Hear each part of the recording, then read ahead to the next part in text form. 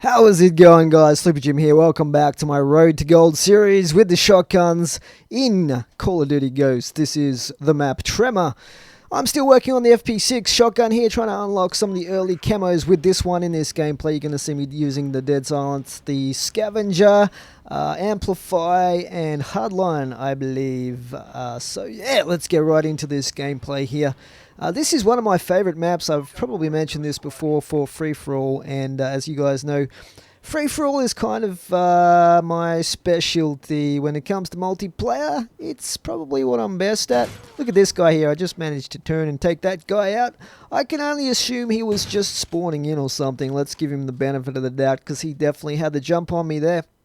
And this gameplay, you're going to see me using a very cautious style of play. Now, when I approach a first-person shooter like this, normally I like to sort of put myself in the mindset that if this was a real warfare situation, you would not be throwing yourself at the cannons, at the, at the enemy. You would be, mindful of the fact that you don't want to get killed, right? So, that's how I play zombies as well. I play pretty cautiously, and normally I am the last person left standing in zombies due to the fact that I do play carefully and try and play safe. Sometimes that means a little bit of a slower progress through the rounds, but you know what? I last a lot longer, and probably because I don't use quick revive as well. Anyway. Getting off zombies, I'm starting to camp in this area here. I just took out a guy who optimistically called himself Owned. So he got kind of owned. I actually picked up his gun here to use a bit here. We're going to take out 2 or 3 of these guys that just keep coming back. I just disrespected Dr. Disrespect there with the picked up weapon, the Remington I believe it is. So you guys will get to see me using a couple of guns here that are not necessarily shotguns, but we're also going to be obviously mainly using the FP6 here.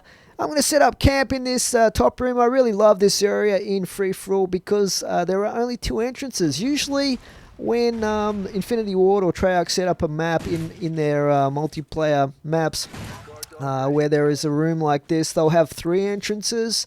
3 entrances makes it very, very difficult, especially in a larger area to lock down. But in this place here, you can hear them coming up the ladder with Amplify. You can hear them coming up the stairs like, they're stomping around super loud. And this guy, what is it, HSV Killer, keeps coming back as well here. So I get a bit of a low-level kill streak going on here. So see there, I'm playing pretty cautious. Probably could have ducked my head out there and taken that guy out, but he was probably looking for me at that point, ready to go with his gun. And they're starting to get smart here, trying to flash me out with grenades. But yeah, we're pretty locked in here with the camp situation. Got the, the campfire going with the marshmallows set up, the s'mores.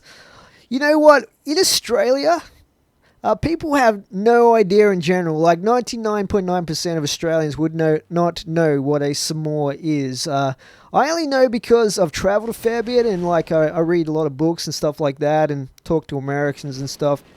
And so yeah.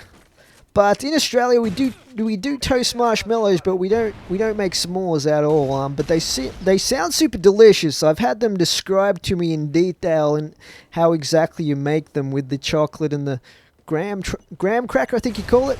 Oh, that guy takes me out there with the IED pretty good. You'll see that coming back to haunt me a bit later on as well. But yeah, s'mores. I really will have to try and create them sometime, but I know you sort of sandwich the chocolate and the graham cracker with the marshmallow that you toast on the fire, but picturing how you actually execute that, creation is probably a bit different to actually pulling it off. But maybe someday. I've been to the US a few times actually. I think at least 4 times on different occasions. Big fan of Hawaii because obviously I'm a surfer. I don't know if a lot of you guys realize that, but yeah, from when I was very young, I've pretty much surfed regularly. I live in an awesome spot for it right now in Manly in Sydney. Beaches all the way up the coast within walking distance of where I live. good surf beaches as well, or reasonable ones, put it that way.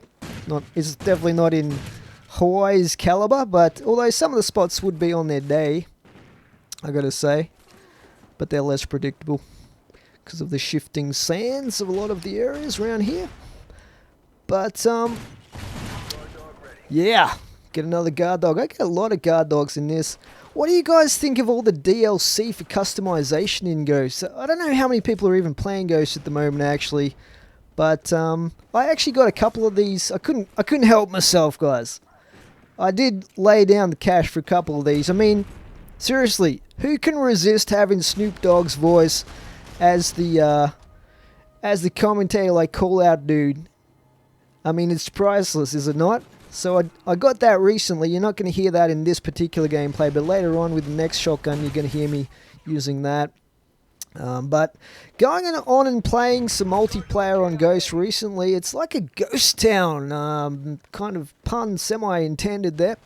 It's almost like going back, because I still play World at War multiplayer fairly regularly, and Black Ops for that matter, and I would say there's almost more people playing Black Ops than there are playing Ghosts. I don't know if it's Titanfall is like taking all the players away from Call of Duty Ghosts, or it's just such a tragically bad game that people are turning away from Call of Duty in general now, or what it is. But it's really hard sometimes to get into a game due to just a lack of people playing it.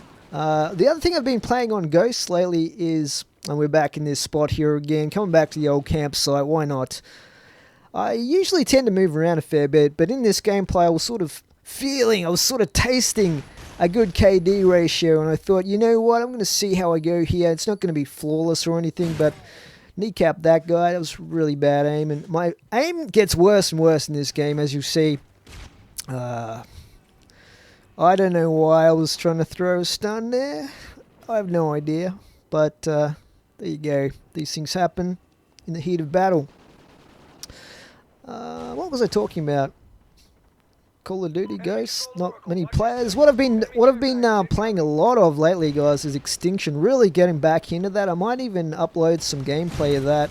A couple of people commented a few weeks ago now about wanting some sort of solo strategy guides for the 2 DLC maps for Extinction.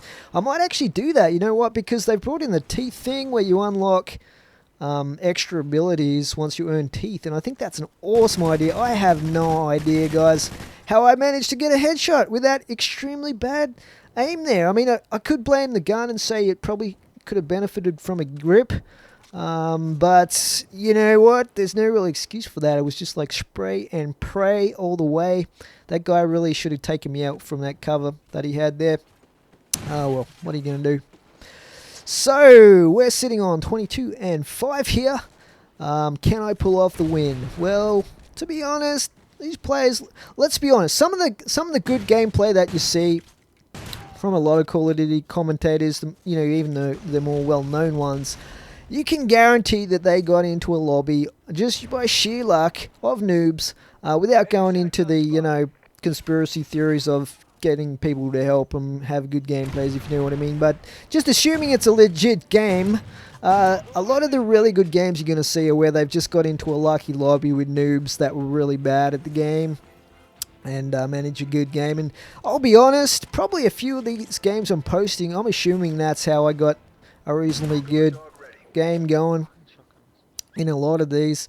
I mean, I've accidentally played in the same lobby as some big name Call of Duty gameplay commentators, and I can tell you that they were not that great players, and I can guarantee they won't be using any of the footage from the games I was in, because I kind of ruined the game, ruined their streaks in there for a few of them there. But not that I had particularly good games myself. It's just like one of those, you know, where you have like a free-for-all or whatever, or a team deathmatch, and like no one has a particularly good game because everyone's like too evenly matched. Sometimes it's a bit like that. And when you're trying to get a good game for YouTube, they're the games that some of these commentators, if they're not having particularly good games, they would just quit the lobby and try and get in one where there's easy players to kill. And why not? We all like the Christmas news. We all like the easy to beat players. But there's not really much of a demand for... Ooh, and there's that guy with his IED. Gets me a second time there. Bit of a cluster situation going on at the end, but I come out on top. We get the win. I think it was 30-6 there at the end with the FP6. Rocking this camo at the moment. And what is that? Crocodile? Something like that. So yeah, still got a ways to go though to get to gold with this shotgun, and then we'll be at 50%. I am looking forward to using the next shotgun in this series, the third one. But so far so good with this. Let's just go and check out where we're at with the camos at the moment on this one. So we have still got a few to go here. We've got the autumn for some reason, assist skill, so it's going to come later on. The brush, the ocean, green, still not unlocked yet. Some of these other ones as well. So still got quite a ways to go with this. I'll be bringing you guys some of the better games. So hope you enjoyed this. Please remember to comment. For now, this will be Jim out. Thanks for watching.